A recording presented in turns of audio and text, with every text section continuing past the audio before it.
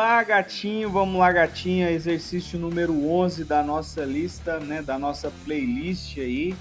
Falando agora sobre concentração em gramas por litro, né? A concentração comum, massa absoluta por volume de solução. Vamos lá? Tá acompanhando aí a nossa playlist? Deixa o like nesse vídeo aqui também. Um exercício aqui da FUVEST de São Paulo.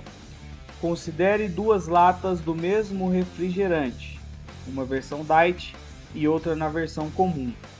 Ambas contêm o mesmo volume de líquido, que é 300 ml, e têm a mesma massa quando vazias. A composição do refrigerante é a mesma em ambos, exceto por uma diferença. A versão comum contém certa quantidade de açúcar, enquanto a versão diet não contém açúcar, apenas uma massa desprezível de um adoçante artificial. Pesando-se as duas latas fechadas de refrigerante, foram obtidos os seguintes resultados. A lata com refrigerante comum pesou 331,2 e a lata com refrigerante diet pesou 316,2. O que a gente consegue entender do exercício até agora? Bom, eu tenho duas latas de refrigerante. Uma tem açúcar e a outra não tem. A composição é a mesma, ou seja, a quantidade de coisa que tem nessa é igual à quantidade de coisa que tem nessa, exceto pela quantidade de açúcar. Então, se essa tem açúcar a menos, né, do que essa ela vai ter uma massa maior, né? O açúcar ali dentro vai pesar alguma coisa, ele tem uma massa maior. Então, ó, quando se pesa a lata com refrigerante comum, deu 331,2. A diet, que é sem açúcar, é 316,2. Então, a diferença entre a massa dessas duas latas é a quantidade de açúcar que tem em uma e não tem na outra.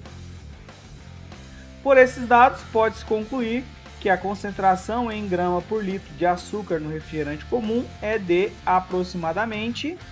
Então, vamos primeiro determinar aqui qual a quantidade de açúcar em massa, né, em gramas, que eu tenho na lata de refrigerante comum. Na lata de refrigerante comum, que tudo dá 331,2, e aqui na lata com refrigerante diet, que tudo dá 316,2, eu tenho uma diferença de quanto? Subtrai o de cima, né, pelo de baixo, a gente vai ver que tem uma diferença aí de 15 gramas. Essa é a massa do açúcar presente. E o volume da latinha, quanto de refrigerante eu tenho na latinha?